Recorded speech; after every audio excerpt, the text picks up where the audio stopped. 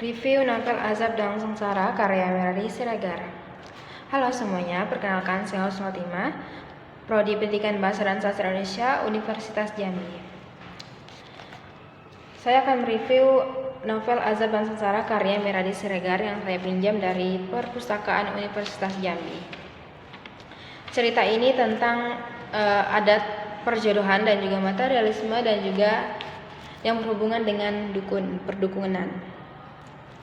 Tokoh utama dalam novel ini adalah Aminuddin dan juga Maryamin.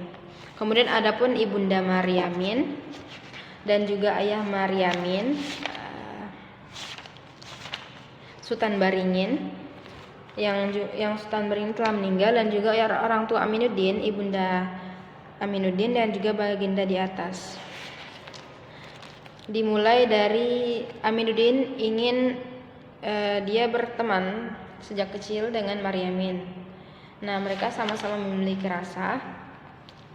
Lalu kemudian Aminuddin ini mendapatkan pekerjaan di Medan, dan setelahnya ia berniat menikahi Maryamin, dan Ibunda Maryamin pun menyetujuinya. Begitupun Maryamin juga memiliki rasa terhadap Aminuddin, dan dari keluarga Aminuddin, Ibunda Aminuddin setuju, tetapi berbeda dengan ayahnya yang tidak menyetujui, karena jika anaknya menikah dengan Maryamin itu akan menurunkan derajat martabat mereka. Menurutnya Aminuddin itu cocok menikah dengan wanita yang kaya dan juga keluarga kaya yang terhormat, begitu.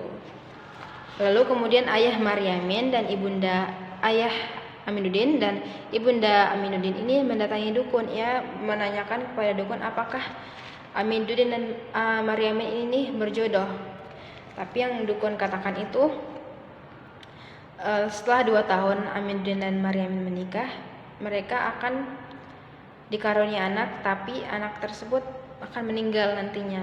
Nah, dari situlah Ibunda Aminuddin pun setuju dengan ayah Aminuddin, Baginda di atas, untuk menjodohkan anaknya Aminuddin dengan wanita kaya dan terhormat. Lalu singkat cerita, Aminuddin pun dijodohkan tanpa setengah tahuan dia dijodohkan dengan ayahnya, dengan perempuan kaya dan juga terhormat. Nah, setelah Maryamin tahu, dia sangat sedih, sangat terpuruk.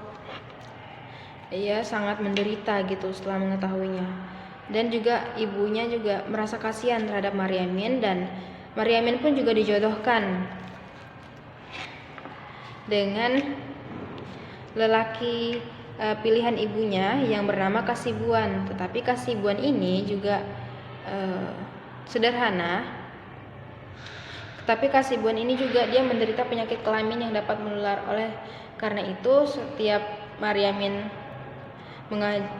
Kasibuan mengajaknya berhubungan intim, Maryamin selalu menolaknya. Kata Maryamin, dia meminta Kasibuan untuk menyembuhkan dulu penyakitnya tersebut. Nah, suatu hari karena Aminuddin tahu kalau Maryamin tinggal di Medan, datanglah Aminuddin mengunjungi Maryamin untuk meminta maaf. Tetapi itu diketahui oleh Kasibuan. Nah, marahlah Kasibuan, padahal Maryamin telah menjelaskannya maksud dan tujuan Aminuddin tersebut. Hingga terjadilah pertengkaran di antara mereka, dan Kasibuan menganiaya Maryamin, hingga karena Maryamin tak sanggup menanggung dari sikap Kasibuan suaminya tersebut, Maryamin pun melapor tindakan suaminya itu ke polisi. Akhirnya Kasibuan pun ditangkap dan mereka pun bercerai. Tetapi Maryamin tetap setelahnya Maryamin justru semakin sakit dan terus akhirnya Maryamin meninggal dunia. Itulah kisah mereka, dan saya dapat dari kisah tersebut bahwa kita tidak perlu menuruti adat kalau itu mengorbankan hal terpenting dari diri kita, yang justru mengakibatkan hal yang tidak baik untuk kita.